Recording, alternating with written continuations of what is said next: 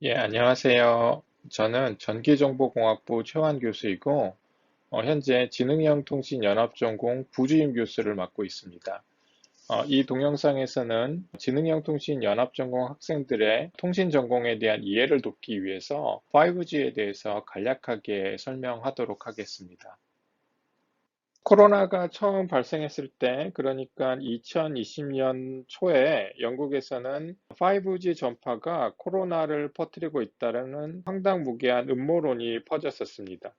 여기 보이는 기사처럼 방송이나 신문에서 다뤄질 정도로 5G에 대한 무지에서 비롯된 소문이 널리 퍼졌었죠. 그래서 이제 오른쪽 사진처럼 일부 사람들은처럼 5G 기지국을 불태워 버리기도 하는 그런 황당한 사건들이 있었습니다. 모두가 다 5G에 대한 무지에서 비롯된 것들이죠.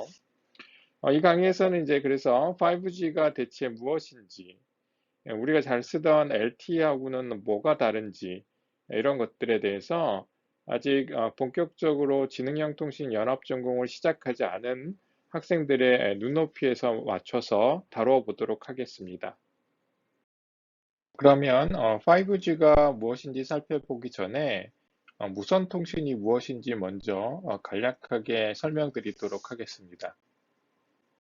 통신의 역사는 사실 인류가 출현하면서부터 시작됐다고 할 수가 있죠. 인류는 기본적으로 의사소통을 하기 위해서 노력을 했고, 그다음에 그런 의사소통이나 정보의 전달이 멀리 떨어져 있는 사람들한테도 가능하게끔 하기 위해서 노력을 했었습니다. 그래서 뭐 깃발을 올려서 어떤 신호를 보낸다거나 아니면 봉화대에서 연기를 피워서 어떤 정보를 보낸다거나 하는 것들이 모두 다 먼 거리에 있는 사람들에게 어떤 정보를 또는 의사를 전달하기 위한 이런 방법들이었죠. 근대적인 관점에서 보면 통신의 역사는 전신기로부터 출발합니다. 전신기, 영어로는 텔레그래프인데, 텔레그램 아니고 텔레그래프. 아마 모를 것 같은데, 이 모스부호라고 해서 이 글자나 숫자를 어떠한 부호로 표현한 뚜뚜뚜뚜 뭐 이런 식으로 글자 알파벳이나 숫자를 이렇게 부호화해서 표현해서 전송하는 방법을 텔레그래프 방법이라고 합니다.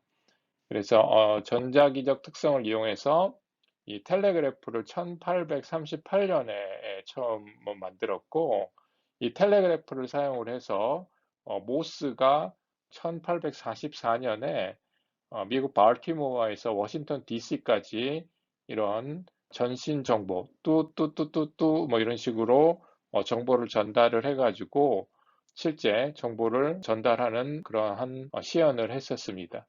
이후에 이제 1864년에 맥스웰이 일렉트로마그네틱 웨이브를 예언을 했었죠. 그래서 수학적 분석을 통해서 전자기파가 존재한다라는 것을 처음 예측을 했었고, 그 다음에 뭐 1874년에 벨이 처음으로 전화를 발명을 했습니다. 그래서 음성 신호를 전기 신호로 바꾼 다음에 전기 신호를 이 유선의 라인을 통해서 보냈고, 다시 수신하는 전화기 쪽에서는 이 전기 신호를 다시 음성 신호로 변환하는 이러한 장치를 만들어서 처음으로 음성이 이 전선을 통해서 저 멀리 상대방에게 전달될 수 있다라는 것을 보여줬었습니다. 이 전화기가 널리 퍼지기 시작했고, 1888년에는 헤르츠가 실제로 전자기파를 발생시켰던 최초의 실험을 했습니다. 그래서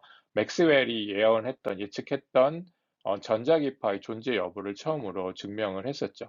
그 외에 이제 무선 통신의 역사가 이런 전자기파의 발견 또는 전자기파의 이용을 통해서 꾸준히 발전했었고, 이런 차 안에서도 통신할 수 있는 이런 그림에서처럼 방법들이 나오고, 그래서 이런 것들이 카폰의 형태로 차 안에서만 통신이 굉장히 큰 어떤 기기들을 차에 싣고 다니면서 무선으로 차에서 통신을 할 수 있었던 그런 카폰 같은 것들이 있었습니다.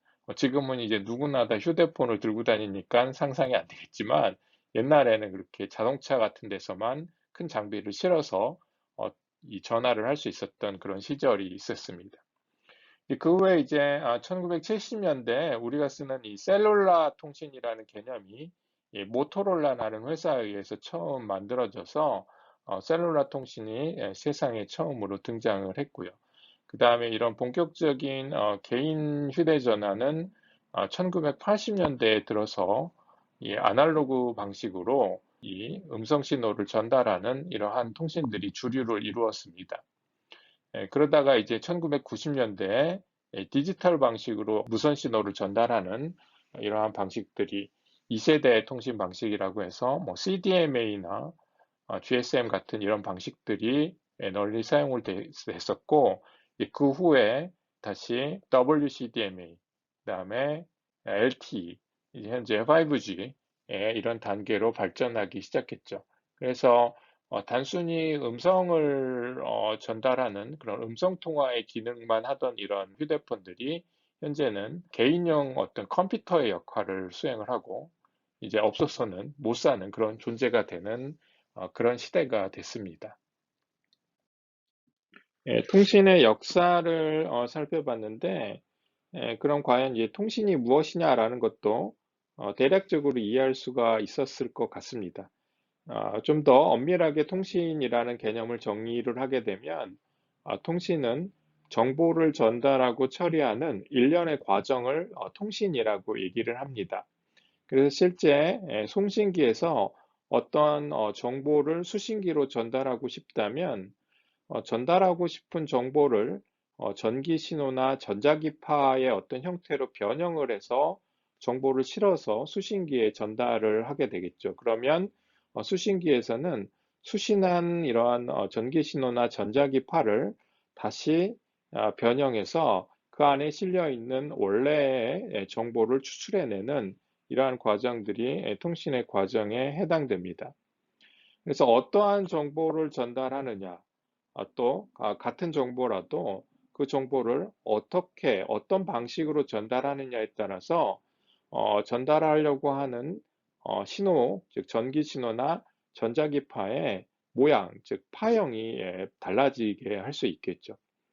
그래서 사실 이런 정보를 전달하기 위해서 전기 신호나 전자기파 형태로 표현하는 이런 방법은 무수히 많이 존재를 합니다. 그랬을 때 과연 어떠한 형태로 우리가 전달하려고 하는 정보를 전기 신호나 전자기파의 형태로 표현하는 것이 가장 효율적일 수 있는가라는 것을 찾는 것이 통신 시스템을 디자인하는 핵심적인 개념이라고 할 수 있겠습니다.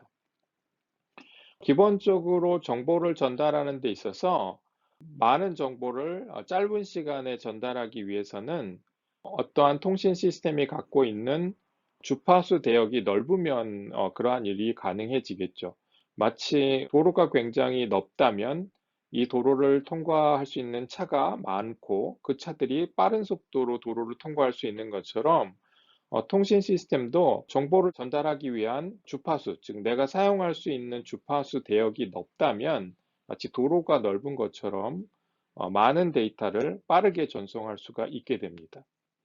또 통신 시스템이 전송할 수 있는 전력의 크기가 크다면 역시 많은 정보를 빨리 전달할 수가 있게 됩니다. 전력이 크다라는 게 뭐 예를 들어서 어떤 차의 배기량이 굉장히 크다라고 한다면 더 빨리 갈 수가 있겠죠. 그래서 같은 크기라면 그래서 마치 배기량이 큰 차가 즉 엔진의 성능이 더 좋은 차가 더 빨리 갈 수 있는 것처럼 전력이 크다라는 것은 한꺼번에 많은 데이터를, 많은 정보를 실어 나를 수 있는 능력이 생기기 때문에 이 전송 전력이 큰 경우 보통 많은 데이터를 빨리 전송할 수가 있게 됩니다.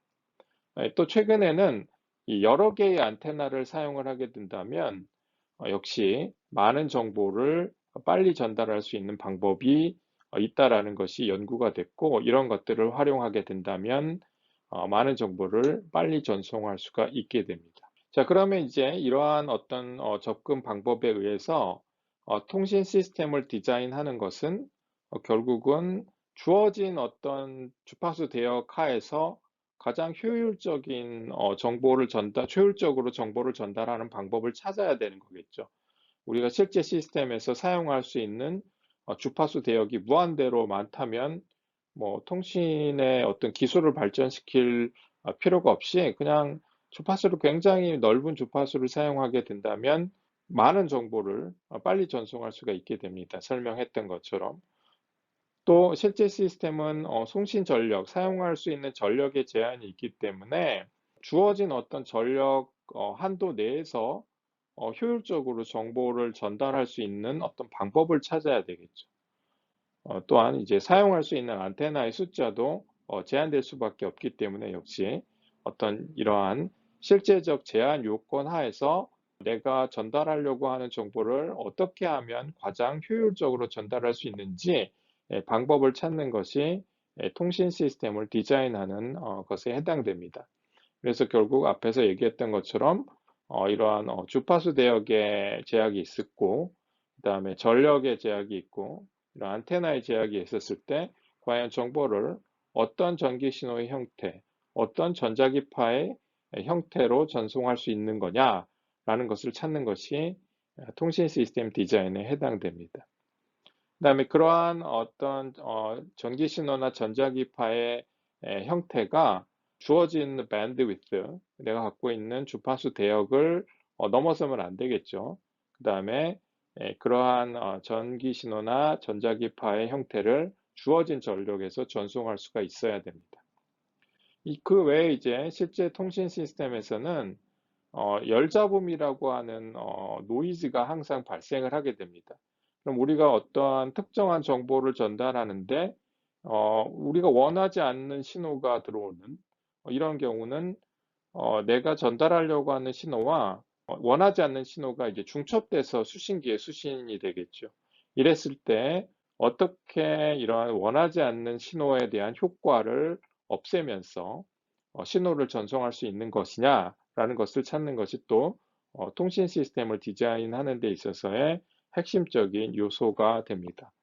그 외에 이제 엔지니어링 문제이기 때문에 가격적인 요소도 반드시 고려해야 되겠죠. 우리가 소기의 목적을 달성하기 위해서 가장 가격적인 면에서 효율적인 방법이 무엇이냐라는 것을 찾는 것도 통신 시스템을 디자인하는 데 있어서의 중요한 고려 요소 중에 하나입니다. 통신의 기본 개념을 살펴봤는데 이러한 통신도 여러 가지의 타입이 존재합니다. 송신기 하나와 수신기 하나가 대응돼서 정보를 주고받는 포인트 투 포인트 통신 방식이 있고요. 그다음에 송신기가 하나 있고 수신기가 여러 개가 있어서 송신기 하나가 여러 개의 수신기로 정보를 전달하는 브로드캐스팅 방식이 존재합니다. 또는 여러 개의 송신기와 여러 개의 수신기가 존재해서 필요에 따라서 송신기 하나와 수신기 하나가 짝을 이루는 그래서 서로 통신을 하는 이런 애니-투-애니 통신 방식이 있습니다. 통신 중에서 선을 사용해서 즉 유선으로 어떤 정보를 전달하지 않고 무선으로 정보를 전달하는 것을 무선통신이라고 얘기를 합니다. 그래서 무선통신은 보통 무선 신호가 도달하는 거리, 즉 범위에 따라서 분류를 많이 하는데요. 첫 번째 와이드 에어리어 네트워크라고 해서 상당히 먼 거리로 정보를 전달하는 방식. 우리가 익히 알고 있는 셀룰라 통신 같은 뭐 LTE나 5G 같은 이런 것들을 보통 와이드 에어리어 네트워크라고 얘기를 합니다. 로컬 에어리어 네트워크라고 어떤 지역적인 그런 영역에서 무선으로 정보를 전달하는 그런 네트워크를 RAN, 로컬 에어리어 네트워크라고 얘기를 하고 이 로컬 에어리어 네트워크는 우리가 알고 있는 와이파이, 무선 랜의 대부분이 이 로컬 에어리어 네트워크에 해당됩니다. 또 퍼스널 에어리어 네트워크라고 로컬 에어리어보다 훨씬 더 도달거리가 짧아서 사람을 중심으로 본다면 굉장히 지근 거리에 있는 어떤 디바이스들이나 어떤 기기들과 정보를 무선으로 주고받는 이러한 무선 네트워크를 퍼스널 에어리어 네트워크라고 얘기를 합니다. 여러분들이 알고 계실 블루투스, 지그비, NFC 이런 것들이 퍼스널 에어리어 네트워크에 해당됩니다. 와이드 에어리어 네트워크의 대표적인 통신인 이동통신 또는 셀룰라 통신의 어떤 발전과 그다음에 무선 랜의 발전에 대해서 좀 살펴보겠습니다.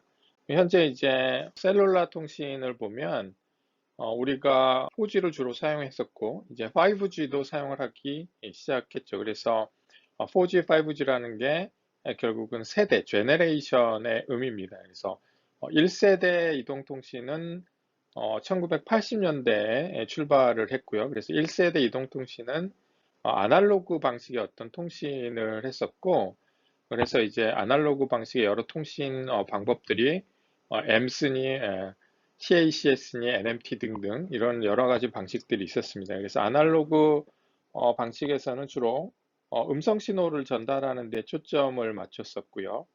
그 다음에 이게 이제 좀 발전을 해서 90년대에 이제 2세대 이동통신이 등장했습니다. 2세대 이동통신에서는 유럽에서는 GSM, 뭐 TDMA, 우리나라나 미국 쪽에서는 CDMA 같은 것들이 이러한 2세대 이동통신에 해당됩니다.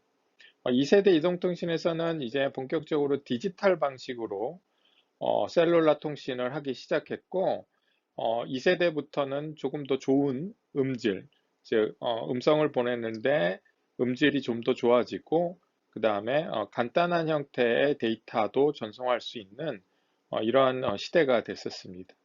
그러다가 이제 2000년대 중반쯤부터 3세대 이동통신이 도입됐었고요. 이 3세대 이동통신은 2세대 통신에서 보다 더 많은 데이터나 여러 가지 어플리케이션들에 대한 수요를 바탕으로 3세대 이동통신이 출현을 했습니다. 그래서 3세대 이동통신은 대표적으로 WCDMA가 3세대 이동통신에 해당되고 최대 전송 속도가 14.4Mbps까지 도달을 했습니다. 그 외에 이제 2010년도 10년경에 우리가 알고 있는 LTE라는 4세대 이동통신이 나왔고 이 4세대 이동통신은 3세대에 비해서 데이터 전송 능력을 대폭적으로 향상시켜서 최대한 100Mbps까지도 무선으로 굉장히 멀리 떨어져 있는 기지국까지 정보를 전달할 수 있는 상태가 됐습니다. 그다음에 이제 최근에 5G라고 해서 지금 5G가 뭔지 이제 나중에 설명을 할 텐데 4G하고 조금 차원이 다른 그런 새로운 이동통신 표준이 만들어지고 5G 서비스를 시작을 하게 됐습니다. 그래서 1970년대 처음으로 셀룰라 통신이라는 개념이 모토로라에 의해서 만들어진 이후에 벌써 이제 이 5세대에 걸쳐서 통신의 어떤 에볼루션이 이루어져 있습니다. 그래서 보통 이렇게 1G, 2G, 제너레이션을 나누는 것은 기술적으로 좀 큰 어떤 진보가 있었을 때 세대를 구분하게 되고, 그래서 이제 3G나 4G에서도 WCDMA라는 방식을 사용하다가 LTE라는 방식을 사용하고 하는 것처럼 어떤 큰 기술적인 변화를 겪으면서 세대가 구분됩니다. 이 같은 세대 안에서도 계속 발전이 있어서 LTE 같은 경우도 처음에 나왔던 표준에서 계속 발전이 돼서 나중에는 LTE 어드밴스드까지 이런 표준들이 계속 진화하고 발전을 했습니다. 그러다가 이제 좀 틀을 바꿔서 5G라고 하는 표준이 나와서 상용화를 시작하게 됐죠. 비슷하게 이제 와이어리스 랜도 꾸준히 발전을 했습니다. 우리가 사용하고 있는 무선 랜 없으면 뭐 살 수가 없죠, 요즘은. 이 무선 랜이 1세대에는 802.11, 미국 전기전자학회라는 곳에서 표준을 만들어서 이름을 붙였을 때 802.11이라고 이름을 붙였고, 이때는 이제 최대 전송 속도를 2메가 정도 로 하다가 이제 이 와이어리스 랜도 무선 랜도 점점 발전을 해서 뭐 5세대에 이르기에는 6.9GBps까지도 발전을 하고 계속 새로운 표준으로 업그레이드 되면서 이 전송 능력을 향상시키고 있습니다. 이동통신과 관련된 산업은 그 규모가 엄청납니다. 뭐 LTE만 한정하더라도 이 굉장히 큰 100여 개 이상의 회사들이 LTE 산업에 관련돼 있습니다. 여러분이 익히 아시고 있는 애플, 모토로라, 삼성, 노키아 뭐 이런 회사들이 직접적으로 모바일 폰을 만드는 그런 회사들에 해당되고 뭐 요즘은 구글이나 이런 회사들도 모두 다 그런 무선 통신, 이동통신 관련된 사업을 하고 있습니다. 그다음에 이 통신이라는 게 기본적으로 모든 산업의 인프라 역할을 하기 때문에 우리가 알고 있는 모든 기업들은 사실상 이런 통신 산업과 연관이 돼 있습니다. 뭐 직접적으로 이런 칩셋을 만드는 퀄컴, 인텔, 미디어텍, 브로드컴, 엔비디아 같은 데도 있고 직접 서비스를 하는 NTT 도코모, 버라이즌, 오렌지, 보다폰 이런 데들도 있고요. 계측 관련된 계측 장비를 만드는 회사들, 에줄란트, NI 같은 회사들도 있고, 그리고 시스템 자체를 만드는 에릭슨, 화웨이, 알카텔 루센트, 노키아, 지멘스 같은 이런 엄청나게 많은 회사들이 존재를 하고 이러한 회사들이 모두 다 이동통신 관련된 산업을 합니다. 여기 언급되어 있지 않은 그러한 회사들조차 예를 들어 아마존 같은 이런 회사들조차 어떤 정보를 주고받는 것이 굉장히 데이터를 처리하고 정보를 주고받는 것이 굉장히 중요하기 때문에 이 사실적으로 이러한 이동통신 산업에 모두 다 연관성을 갖고 있고 관련 연구나 어떤 사업을 수행하고 있습니다. 이러한 관련 산업의 산업 규모만 따지더라도 10의 12승, 10의 12승을 뭐 트릴리온 뭐 이렇게 얘기를 하는데 12, 12승에 해당되는 그런 6조 달러 정도의 엄청난 규모, 우리나라 돈으로는 한 6천조 이상 된다고 하네요. 그런 엄청난 규모의 시장을 가지고 있습니다. 그 의미는 굉장히 주요한 회사들이 모두 이러한 이동 무선 통신 관련된 사업에 연관돼 있고 그 규모도 엄청나기 때문에 결국은 이러한 통신 관련된 전공을 하게 되면 그만큼 기회가 많이 있다라는 것을 의미합니다. 지능형 통신을 전공하는 여러분들도 이만큼 많은 기회가 열려 있으니까 이런 좋은 기회를 잘 잡고 준비하시기 바랍니다. 자, 그러면 이제 무선 통신에 대한 기본적인 어떤 개념과 백그라운드에 대해서 살펴봤으니까 이제 본격적으로 대체 5G가 무엇인지에 대해서 좀 살펴보죠. 5G라는 게 5세대 이동통신에 해당되는 거기 때문에 사실상 이동통신 관련된 최첨단 기술들이 녹아 들어가 있는 그러한 무선통신 표준에 해당됩니다. 그래서 이제 여기서는 아주 디테일한 그런 기술들을 모두 다루기엔 한계가 있고, 처음에 얘기했던 것처럼 전공을 처음 진입하는 우리 지능형 통신연합전공 학생들의 눈높이에 맞춰서 과연 5G가 무엇인지 남들이 이제 물어봤을 때 5G가 뭐야? 너 지능형 통신 전공한다고 하는데 5G가 뭐지? 라고 했을 때 조금 아는 척을 할 수 있는 이러한 내용이 될 수 있을 것 같습니다. 5G 이동통신은 크게 이제 두 개의 주파수 대역을 사용할 수 있게 표준이 만들어져 있습니다. 하나는 6기가 이하의 어떤 주파수를 사용하는 서비스를 할 수 있고요. 또 다른 하나는 28기가, 굉장히 높은, 이전에는 레이더 같은 데 사용됐던 그러한 주파수를 활용해서 통신을 할 수 있게 표준이 만들어져 있습니다. 그래서 28기가대의 주파수를 보통 밀리미터 웨이브 주파수라고 얘기를 하고 즉 파장이 밀리미터 단위이기 때문에 밀리미터 웨이브라고 얘기를 합니다.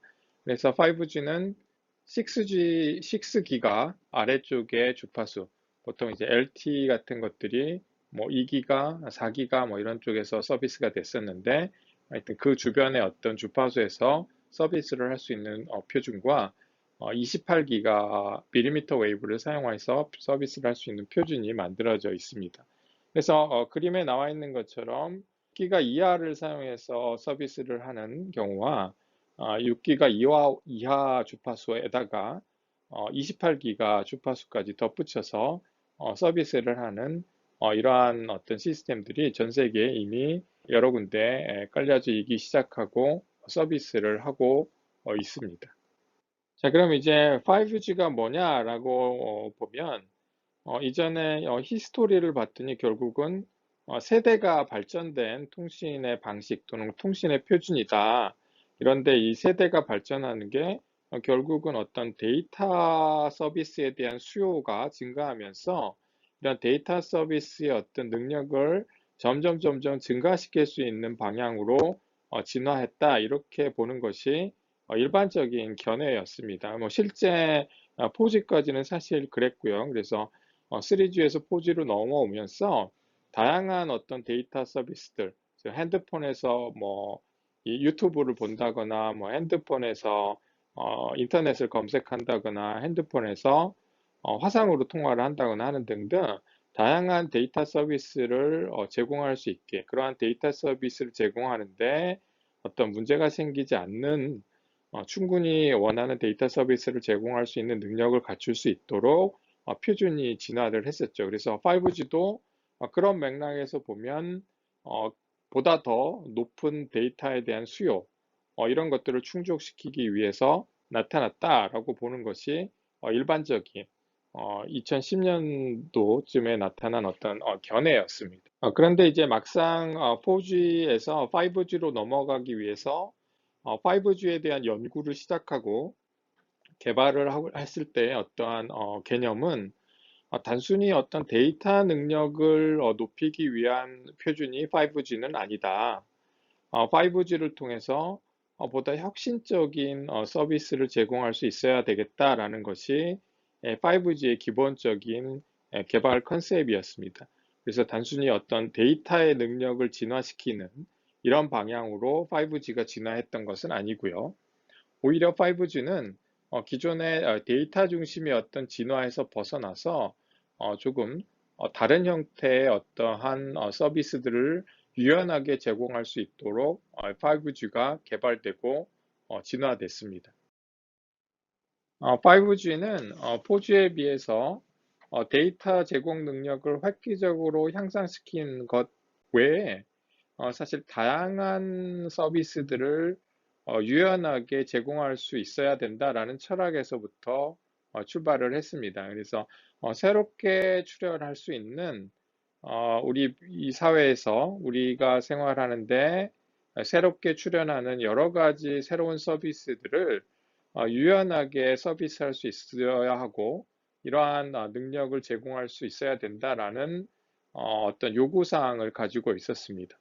그래서 AR, VR과 같은 Augmented Reality, Virtual Reality, 가상현실 같은 것들도 무선으로 또 굉장히 유연하게 제공할 수 있어야 되고 이런 홀로그램 같은 어떤 것들도 잘 제공될 수 있어야 한다.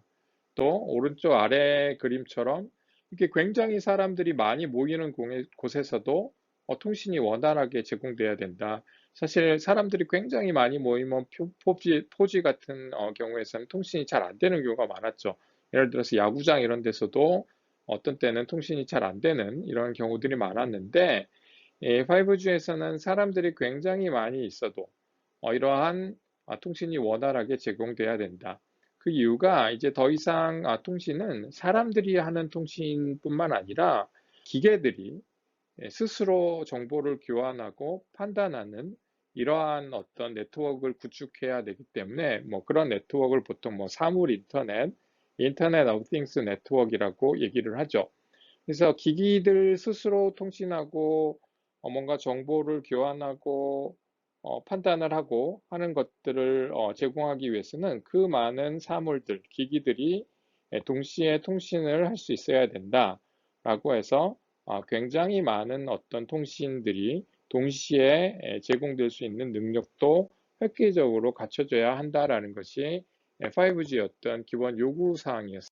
그래서 이제 왼쪽에 보이는 그림처럼 이렇게 굉장히 많은 센서들이 있는 환경에서도 이 센서들이 정보를 수집해서 수집된 정보를 전송을 할 때, 무선으로 전송을 하고 교환을 할 때 굉장히 많은 기기들이나 센서들이 관여를 하게 되는데 이때도 굉장히 원활하게 통신이 이루어져야 하며 이때 통신을 할 때 어떤 긴급한 정보를 전달하거나 했을 때도 시간 지연이 크게 발생을 해서 긴급한 정보가 제때 활용되거나 도달하지 못해서는 안 된다라는 것이 기본적인 요구 사항입니다. 또한 이제 자율주행 같은 경우도 커넥티드 카라고 해서 자동차들끼리 서로 통신을 하고 또는 주변에 있는 기지국들과 로드사이드 유닛이라고 해서 도로가에 있는 기지국들과 통신을 하면서 자율주행의 어떤 기능을 수행하는 이러한 커넥티드 카 서비스도 원활히 제공할 수 있는 능력이 돼야 된다라는 거죠. 현재의 자율주행 차는 기본적으로 자동차 자체가 라이다나 레이더 또는 뭐 센서들을 활용해서 주변 정보를 획득하고 획득된 주변 정보를 바탕으로 자신의 어떤 주행 컨트롤을 스스로 학습해서 결정하게 되는데 커넥티드 카는 그 개념을 더 뛰어넘어서 차량끼리 서로 소통을 하게 되면 어떤 주변 정보도 훨씬 더 많이 획득할 수 있게 되고, 즉, 내가 획득하지 못한 어떤 주변 정보도 다른 차량을 통해서 획득할 수 있게 되고, 또 차량끼리 상호 정보를 주고받으면서 서로 컨트롤을 하기 때문에 훨씬 더 원활하게 자율주행이 이루어질 수 있고 하는 그런 기능들을 제공하게 됩니다. 그래서 이러한 커넥티드 카 기반의 자율주행을 제공하는 데 있어서도 이 5G가 중요한 역할을 하게 되고 5G는 그러한 커넥티드 카 기반의 자율주행을 할 때 통신에서 요구되는 것들을 모두 다 충족시킬 수 있어야 됩니다. 예를 들어서 자율주행을 하게 되는데 긴급하게 어떤 장애물이 나타났다고 했을 때 서로 간의 통신을 통해서 이러한 장애물이 출현에 따라서 속도를 늦춘다거나 아니면 제동을 건다거나 하는 것들이 이루어져야 되기 때문에 레이턴시, 즉 시간 지연에 굉장히 민감한 정보 전달도 원활히 이루어질 수 있어야 되고 앞차의 어떤 전방의 상태를 뒷차가 전송받아서 마치 내 앞에서 벌어지는 일처럼 본다거나 하는 그런 경우에 있어서는 굉장히 많은 데이터가 원활하게 짧은 시간 동안에 전송될 수 있어야 하고 또 차량들이 굉장히 많이 도로에 동시에 존재할 수 있기 때문에 이럴 때 많은 차량들이 동시에 이러한 서비스나 통신을 하는 데 있어서 문제가 발생하지 않을 정도의 어떤 능력이 제공돼야 한다라는 것이 5G의 기본적인 요구 사항입니다. 그 외에 이제 원격 수술 같이 그림 아래에 보이는 것처럼 또는 리모트 컨트롤처럼 나는 지금 여기 책상에 또는 어떤 기기 앞에 앉아서 어떤 기기를 조작하거나 뭔가 오더를 내리는데 그게 저 멀리 지구 반대편에 있는 실제 기기에서 내가 조작한 것이 그대로 실현되는 이러한 원격 제어 같은 데서도 이 5G가 주요한 기능을 담당할 수 있어야 한다. 이러기 위해서는 시간 지연에 대한 문제가 굉장히 민감해질 수 있고 이런 시간 지연이 원하는 어떠한 컨트롤 시간 안에 정보가 제대로 전달될 수 있어야 한다라는 것이 5G의 기본 개념이 됩니다. 그래서 이제 4G에서는 단순히 특정한 다양한 서비스를 구체적으로 타겟팅해서 개발됐던 것은 아니고 기본적으로 데이터의 전송 능력을 높이는 이런 방향으로 발전되고 진화됐던 반면에 5G는 출발부터 이렇게 다양한 어떤 서비스들을 타겟으로 진화되고 개발돼서 이러한 새로 출현할 수 있는 서비스들을 원활히 제공할 수 있어야 된다라는 것이 이 기본적인 요구 사항이 됐었습니다. 그래서 이제 이 그림에서 보이는 것처럼 내가 이동 중이라도 어떤 미디어나 엔터테인먼트를 이용하는데 아무런 문제가 없어야 되고 그다음에 사용자들이 스스로 요즘은 이제 개인 방송 이런 것도 굉장히 많은데 어떠한 사용자들이 스스로 컨텐츠를 만들고 이러한 것들을 다른 사람들이나 어떤 네트워크에 공유하는 데 있어서도 아무런 제약이 없어야 된다. 그다음에 congested environment에서 즉 굉장히 많은 사람들이 또는 기기들이 동시에 존재하는 경우에서도 문제가 발생하지 않아야 한다. 또 고속철도와 같이 굉장히 빠른 또는 비행기 같은 이런 곳에서도 우리가 서비스를 이용하는데 제약이 돼서는 안 된다. 그리고 이 내 디바이스에서 굉장히 많은 연산이나 계산을 할 필요 없이 네트워크와 연결돼서 네트워크의 계산 능력을 빌려서 내가 내 디바이스에서 또는 내가 필요한 연산을 수행할 수 있어야 한다. 그러기 위해서는 이 클라우드와 네트워크로 잘 연결돼 있어서 이러한 정보의 주고받음이 문제가 안 돼야 된다. 그래서 커넥티드 클라우드 컴퓨팅을 가능하게 해야 된다라는 것도 이 5G의 주요한 비전 또는 요구사항 중에 하나입니다. 또 immersive experience라고 해서 AR, VR 같은 요즘에 이제 메타버스 이런 것들도 많이 얘기가 나오는데 이러한 어떠한 가상현실의 세계 이런 것들을 사용자가 경험하는 데 있어서 또는 가상현실에서 내가 뭔가 체득하고 실제 경험하는 데 있어서 이게 뭔가 데이터 레이시 느리다거나 아니면 시간 제한이 많이 발생한다거나 하면 그러한 가상현실이 제대로 이루어질 수가 없겠죠. 그래서 그러한 가상현실을 구현하는 데 있어서도 문제가 생기지 않을 정도로 높은 서비스 능력을 제공해야 된다. 앞에서 설명했던 것처럼 커넥티드 비클을 기반으로 하는 자율주행의 차세대 버전.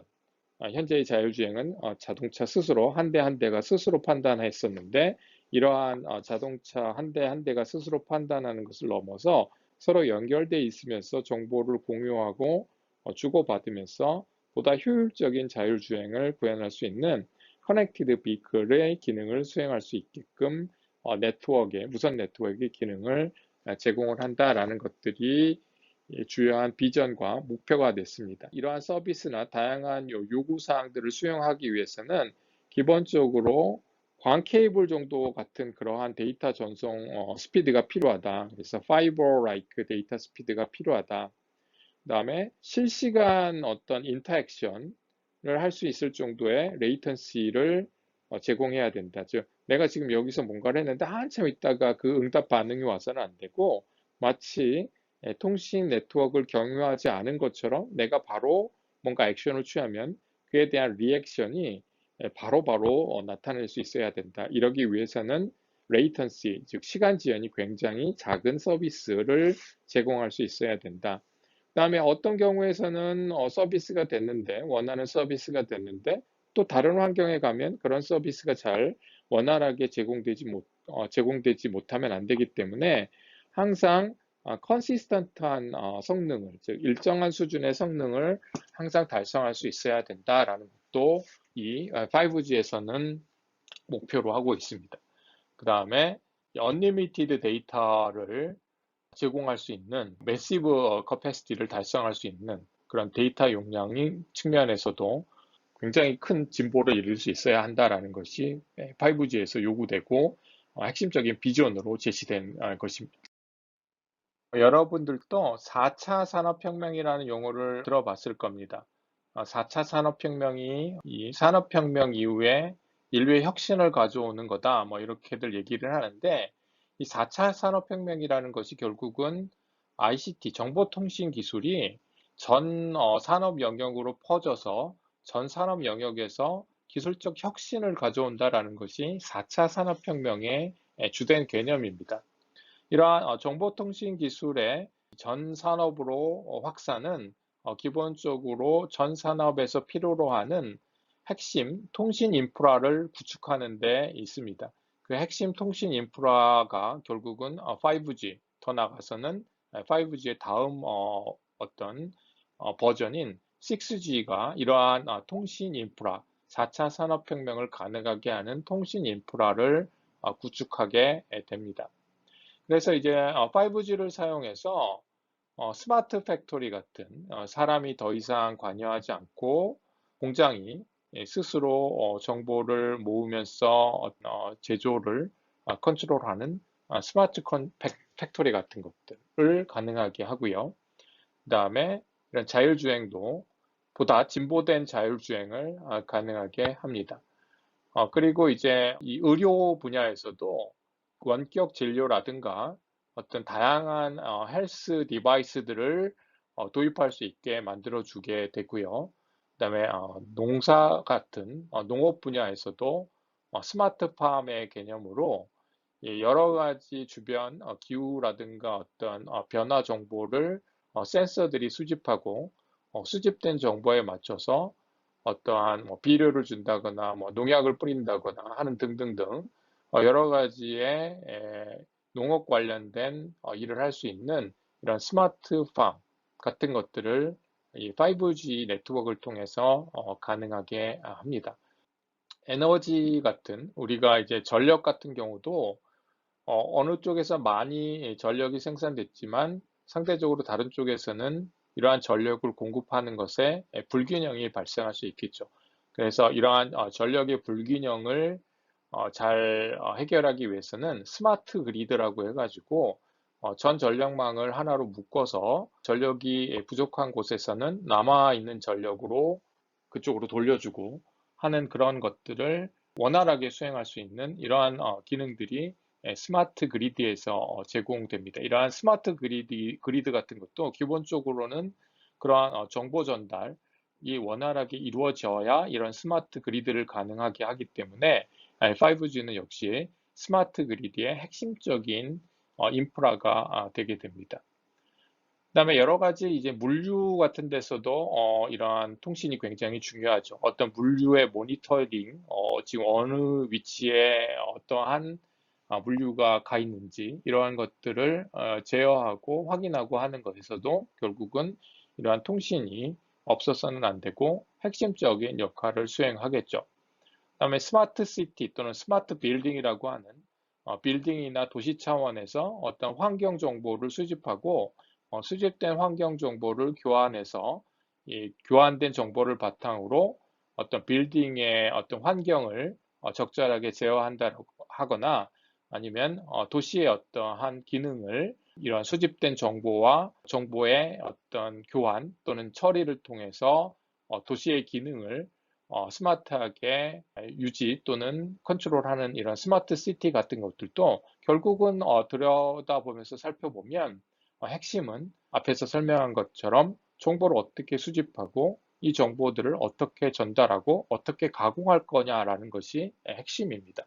그래서 이러한 스마트 시티도 결국은 이러한 통신 인프라가 핵심이 되고 5G가 이러한 통신 인프라의 중추적인 역할을 할 수 있다라고 볼 수 있습니다.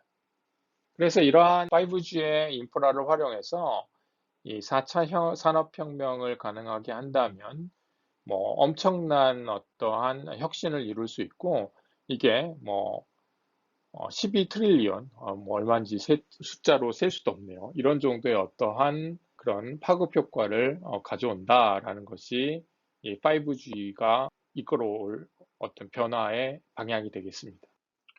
그래서 이제 조금 더 구체적으로 살펴보면 대체 새롭게 출현할 이런 서비스들이 어느 정도의 어떠한 요구사항을 갖고 있는지를 좀 파악해 볼 수가 있게 됩니다. 예를 들어서 헤드 마운티드 디스플레이, AR와 VR 같은 이런 경우에 AR, VR 서비스를 원활하게 헤드 마운티드 디스플레이를 사용해서 무선으로 원활하게 이런 서비스를 제공하기 위해서는 시간 제한이 10ms 이하로 어떤 정보가 전달돼야 되고 그 다음에 데이터 레이스는 기가bps에서 메가bps 단위의 이러한 정도의 어떠한 데이터 레이스를 제공할 수 있어야 된다라는 것이 기본적인 어떤 요구사항입니다.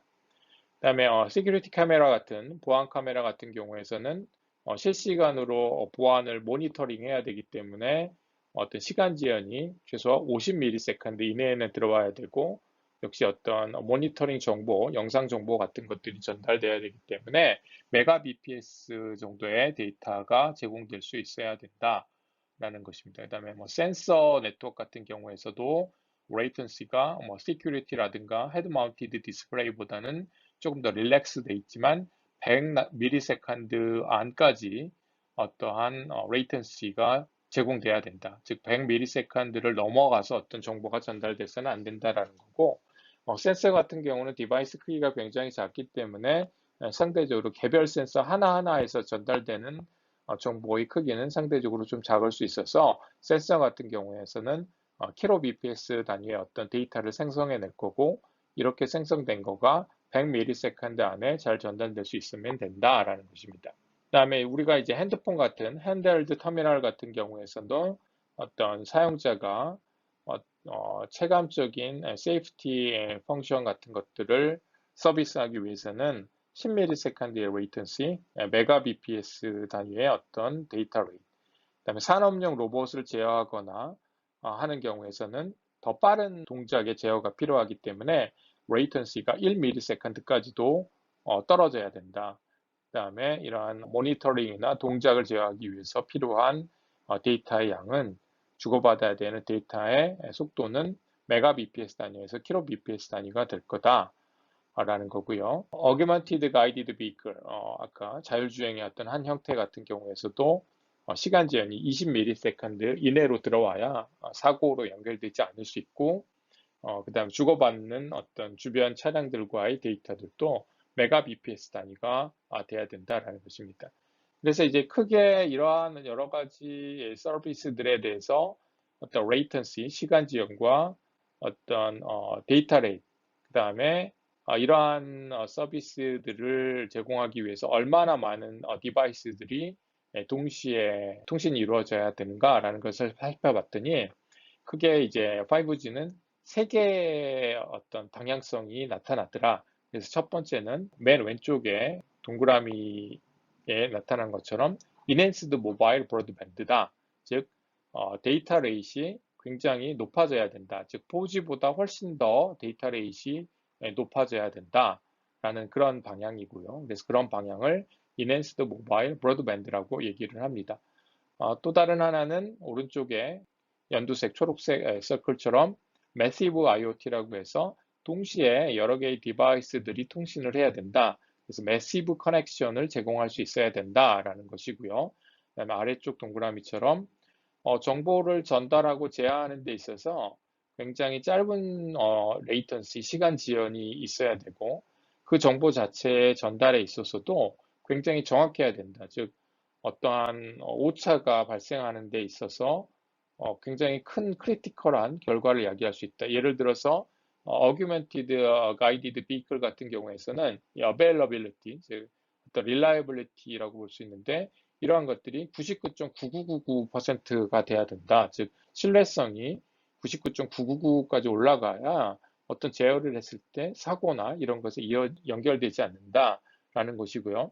인더스트리얼 로봇 컨트롤 같은 경우도 제어를 잘못하게 되면 제품 생산이 잘못되거나 전체의 공정이 망가지기 때문에 이러한 신뢰성이, 정보 전달의 신뢰성이 굉장히 중요하게 됩니다. 그래서 이런 경우에서는 역시 99.999 정도의 어떤 릴라이빌리티를 필요로 하더라라는 것입니다. 그래서 이러한 아래쪽 같은 서비스 같은 경우에서는 신뢰성이 굉장히 높아야 되고, 그래서 울트라 릴라이어블 해야 되고, 레이턴시도 굉장히 낮아야 된다. 그래서 로우 레이턴시, 울트라 릴라이어블, 로우 레이턴시의 어떤 서비스가 제공돼야 된다라고 얘기를 합니다. 그래서 크게 Enhanced Mobile Broadband, Massive Connection, URL LLC, Low Latency, Ultra Reliability를 제공하는 것이 5G다라고들 얘기를 하고 있습니다. 그래서 이렇게 5G에 요구되는 요구사항들을 다시 정리해 보면 기존의 데이터 트래픽을 처리할 수 있는 능력에 10,000배 이상의 어떤 데이터 트래픽을 처리할 수 있어야 된다. 그 다음에 시간 제한, 레이턴시도 1ms 아래로 떨어뜨려야 우리가 굉장히 서비스에서 시간 제한에 민감한 아까 설명했던 뭐 인더스트리얼 IoT 컨트롤이라든가 이런 것들을 가능하게 한다. 그 다음에 최대 전송 속도도 10GBps, 즉 초당 10GB를 전송할 수 있는 정도의 수준이 돼야 된다. 그 다음에 이러한 고속 데이터 전송 능력이 환경이나 상황에 따라서 바뀌어서는 안 되고 어디를 가든지 내가 어느 장소에 있든지 최소 100Mbps는 제공을 받을 수 있어야 된다라는 것이고요. 그 다음에 동시에 통신을 할 수 있는 디바이스들을, 기기들의 숫자도 기존 4G 같은 그런 기술들에 비해서 10배에서 100배 이상 이런 동시에 통신을 했을 때 문제가 생기지 않는 이런 능력을 제공해야 된다라는 것입니다. 또 배터리 수명도 어떤 기기들 간의 통신을 하는 M2M, 머신 투 머신 통신인 경우에 배터리를 갈지 않고 10년 이상 쓸 수 있어야 되는 그런 통신 기술이어야 된다라는 어떤 요구사항을 갖고 있습니다.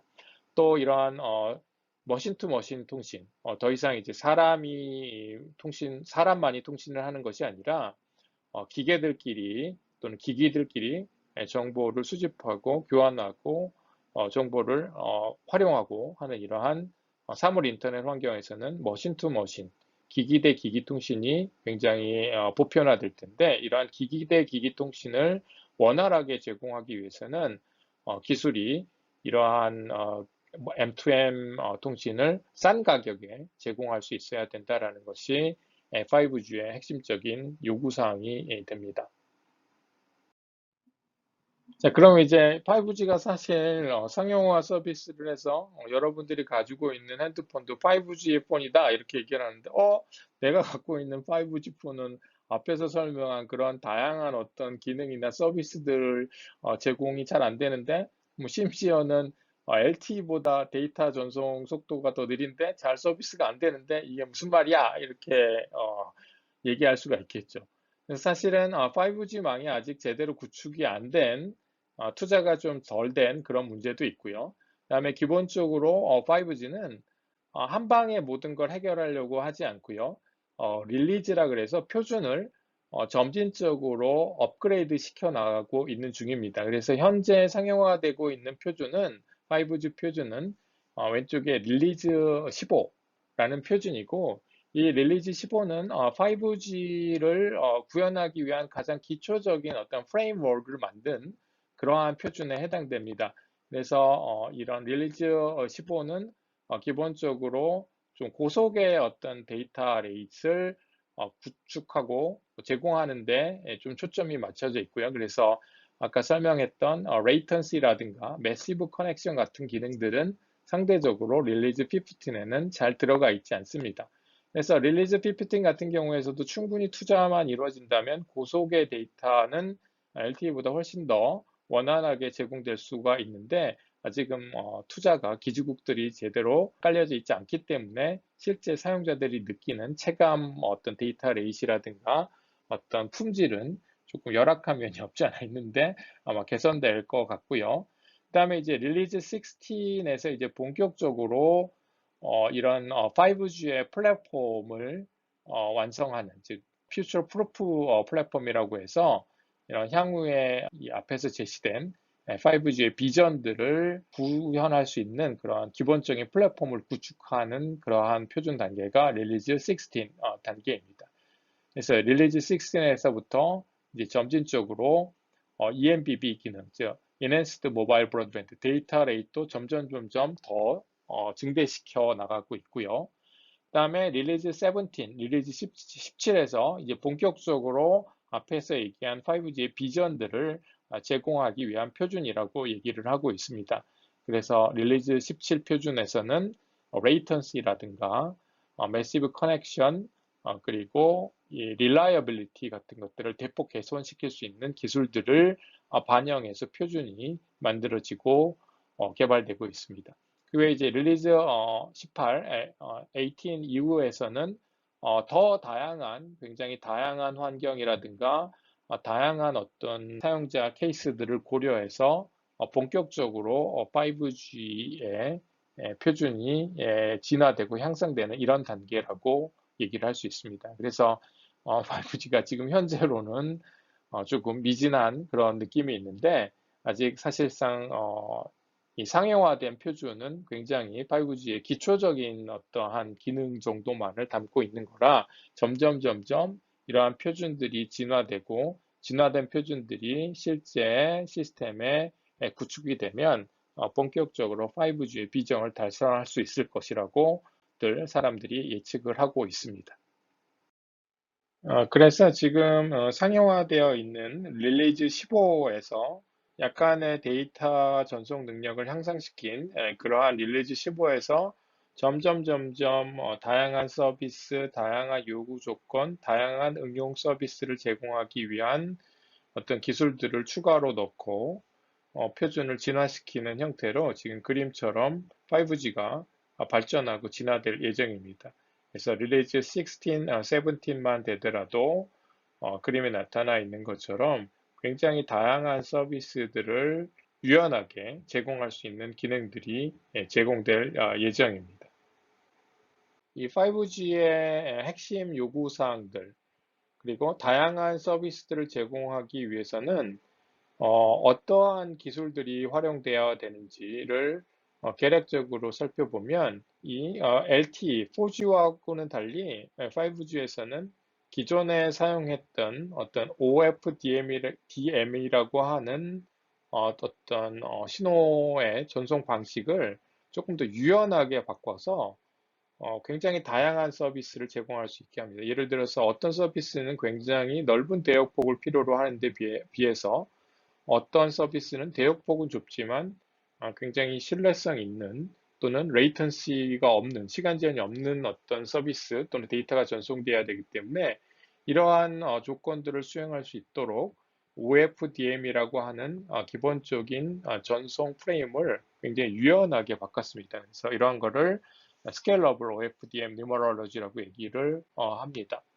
또 어떤 데이터의 전송 단위인 슬럿이나 프레임 구조를 유연하게 바꾸고 그 다음에 가급적 시그널링 같은 어떤 제어를 하는 통신을 하는 데 있어서 제어를 하는 데 필요한 어떤 정보 같은 것들을 기본적으로 시간 제한 없이 제공하기 위해서 하나의 어떤 슬롯 구조 안에다 집어 넣어서 통신이 가능하게끔 하는 이러한 구조로 로우 레이턴시나 울트라 릴라이블리티 같은 것들을 수행할 수 있도록 했습니다.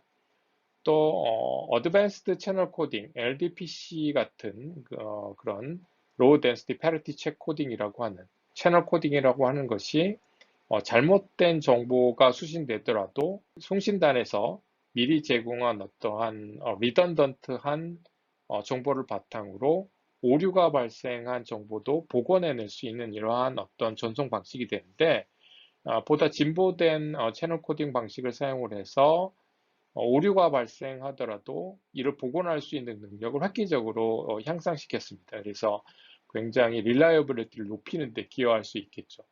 그러면 이러한 높은 릴라이어빌리티는 릴라이어블한 어떤 컨트롤 같은 것들을 가능하게 합니다.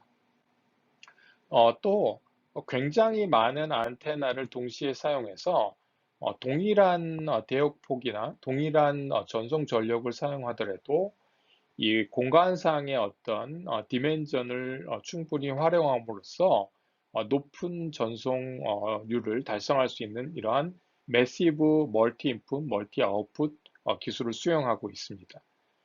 그래서 기본적으로 통신은 밴드위스가 넓고 그 다음에 전력이 크면 많은 데이터를 전송할 수 있게 되는데 만약에 밴드위스가 제한되어 있고 전송 전력도 제한되어 있다면 이렇게 다중 안테나가 제공하는 새로운 차원을 활용을 해서 데이터를 전송하는 이러한 방법으로 획기적으로 데이터의 전송 속도 또는 양을 늘릴 수가 있게 됐습니다.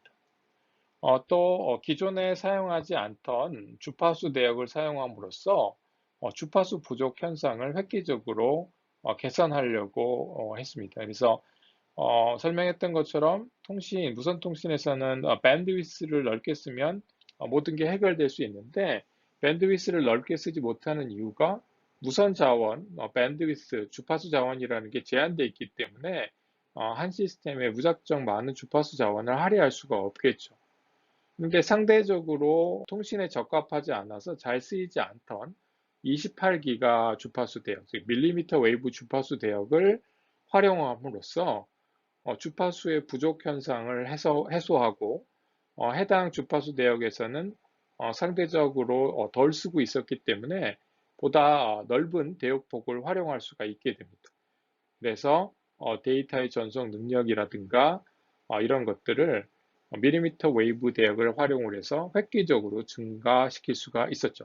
대신 이제 밀리미터 웨이브 같은 경우에서는 기존의 밀리미터 웨이브가 통신에서 쓰이지 못했던 이유가 밀리미터 웨이브는 경로 감소에, 즉 송신을 했을 때 신호의 크기가 점점 줄어드는 이런 특성이 굉장히 강하고 이런 기후나 온도 이런 것들에 민감하기 때문에 정교한 어떤 제어가 필요하게 됩니다. 그래서 송신하는 방향으로 정확하게 맞춰서 전송할 수 있고 실제 그렇게 전송함으로써 그러한 한계를 극복하는 기술들이 필요하게 되고 그러한 기술들을 빔포밍 또는 빔 트래킹 기술이라고 얘기를 하는데 밀리미터 웨이브를 이러한 빔 트래킹 또는 빔 포밍 기술을 활용해서 개척함으로써 새로운 실제는 쓸 수 없었던 그런 주파수를 새롭게 활용하는 기술들을 도입하고 있습니다.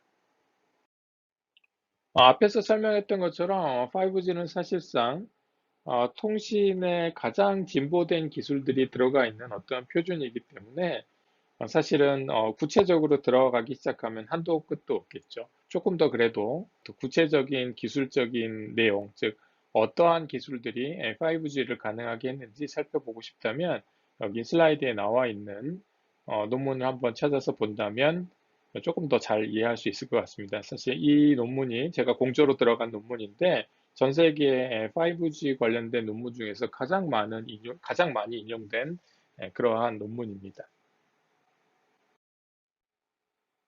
다음은 이제 5G의 진화에 대해서 간략하게 살펴보도록 하겠습니다. 앞서서 얘기했던 것처럼 현재 상용화되어 있는 5G는 릴리즈 15를 기반으로 하고 있고 이 릴리즈 15는 5G의 기초적인 기능들만 담겨져 있습니다. 그 중에서도 특히 데이터 전송 능력을 향상시킬 수 있는 일부 기능들만 주로 초점이 맞춰져서 담겨져 있고요. 이러한 표준이 릴리즈 16, 17, 18으로 점점 진화하면서 본격적인 5G의 비전을 달성할 수 있도록 진화 발전하고 있습니다. 그래서 이제 5G가 본격적으로 진화 발전을 하게 되면 이러한 Connected Car, Vehicle to Everything, 즉 V2X라고 자동차에서 또는 이동체에서 주변의 어떤 사물로 통신을 하는 이런 것들을 V2X 통신이라고 하는데 이런 셀룰라 V2X를 원활하게 제공할 수 있는 기능을 제공하게 됩니다. 그래서 이러한 V2X를 실현하기 위해서는 앞서 설명했던 것처럼 reliability가 굉장히 진화돼서 제공돼야 되고 레이턴시도 굉장히 스트릭트하게 제공돼야 됩니다. 그 외에 이제 이렇게 많은 everything하고 통신을 해야 되니까 massive connection 기능도 충분히 제공돼야 이러한 셀룰라 VTX를 실현할 수 있게 되게 됩니다.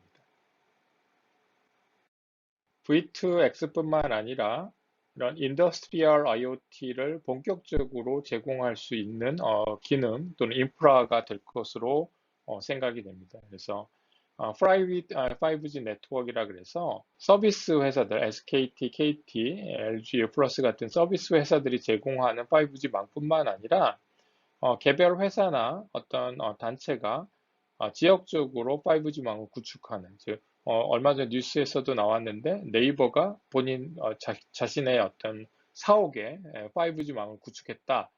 이러한 것처럼 어떠한 지역적으로 특화망을 구축할 수 있는 이러한 기능들을 제공함으로써 이런 인더스트리얼 IoT의 어떤 기능을 수행하게 됩니다. 이러한 허가 주파수, 그 다음에 비면허 대역 주파수, 와이파이가 2.4기가 뭐 이런 쪽에 비면허 대역 주파수를 사용하고 있는데 이 5G에서도 허가된 주파수 외에도 그러한 비면허 대역 주파수도 동시에 사용해서 접속할 수 있게 함으로써 이 와이파이와의 어떤 장벽을 허물고 본격적인 통합된 무선 솔루션을 제공을 하게 됩니다. 그다음에 이제 인더스트리얼 IoT에서는 울트라 릴라이빌리티, 로우 레이턴시가 굉장히 중요해지게 되고 이러한 것들이 본격적으로 제공될 수 있다. 그래서 타임 센서티브, 시간에 굉장히 민감한 어떤 네트워킹 같은 것들도 구현이 가능하고 정확한 위치 정보를 요구하는 이러한 서비스들도 구현이 가능하게 된다라는 것이 5G의 진화 방향과 발전 방향이 되겠습니다. 5G는 릴리즈 15을 출발로 해서 16, 17, 18으로 점점 진화를 하고 있고요. 비욘드 5G라는 것이 결국은 이러한 진화 과정을 일컫게 됩니다. 현재 이제 5G라는 용어 외에 6G라는 용어도 이제 출현하기 시작을 했고요. 6G는 결국 그러한 진화가 거듭될수록 나타나는 새로운 통신이라고 얘기할 수가 있게 됩니다. 네, 그래서 이제 기본적으로 비욘드 5G나 6G에서는 이제 본격적으로 이러한 Virtual Telepresence 같은 것들이 제공될 수 있다라고 보고 있고요. 즉 이러한 가상현실의 어떤 것과 실제 현실이 융합되는 이런 형태. 저 멀리 있는 사람이 마치 내 옆에서 작업을 하고 있는 것처럼 이렇게 텔레프레전스 같은 것들이 본격적으로 제공될 수 있는 것이 비욘드 5G, 릴리즈 18 이후의 어떤 단계에서 나타날 것이다라고들 예상을 하고 있습니다.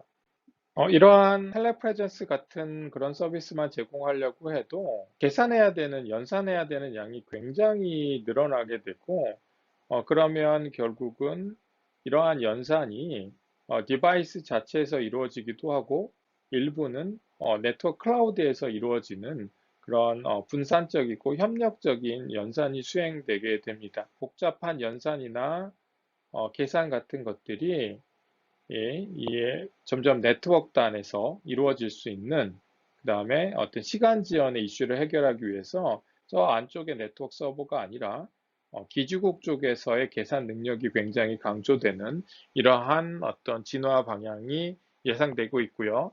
이러한 진화 방향을 보통 무선 엣지 프로세싱이라고 또는 무선 엣지 Artificial Intelligence라고 얘기를 합니다.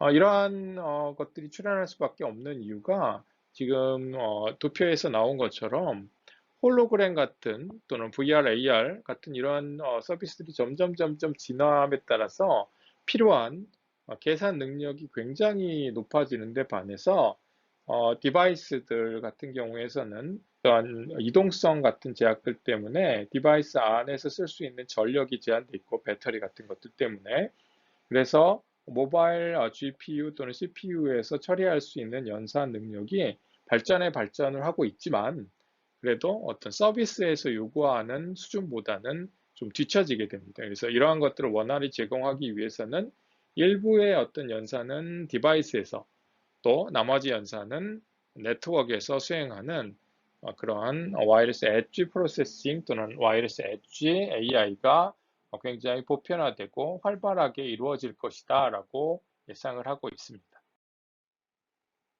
이러한 와이어리스 엣지 프로세싱, 와이어리스 엣지 AI 기능을 구현하기 위해서는 통신이 굉장히 중요한 역할을 수행하게 됩니다.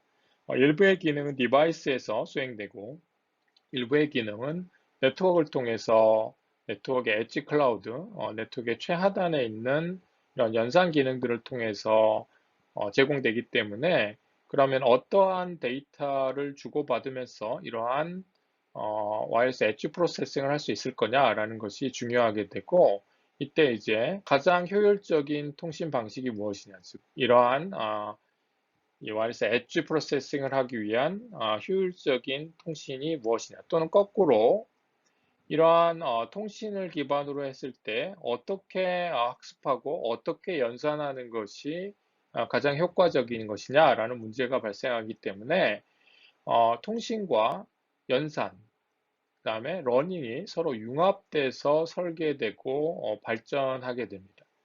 그래서 이제 저희 지능형 통신연합전공에서는 이러한 미래의 어떤 트렌드를 맞춰서 이러한 러닝, 학습과 머신러닝과 통신을 융합해서 교육할 수 있는 기회를 제공하고 있습니다. 그래서 여러분들께서 이렇게 5G 이후 6G의 우리 사회의 변화를 이끌어 나가는 주역이 되실 수 있을 것이라고 생각합니다.